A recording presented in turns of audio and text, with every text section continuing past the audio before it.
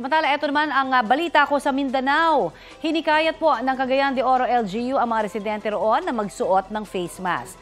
Dumarami raw kasi ang influenza-like illnesses doon.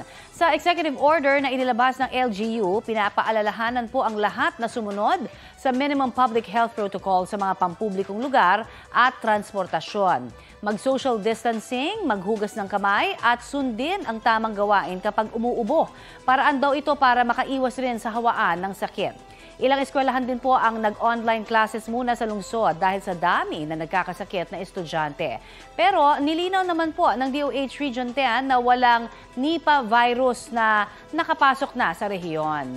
Napaka-importante ho ngayon, especially na ating pong pakakatutukan ng ating kalusugan. Itong mga nakalipas na araw, hindi lang dyan sa Mindanao area, kundi dito rin mismo sa atin po sa NCR, marami talaga yung nag-online classes dahil nagkakahawaan po ng ubo at sipon. Balita ko, may tututukan kayo tuwing 11 a.m. sa GTV.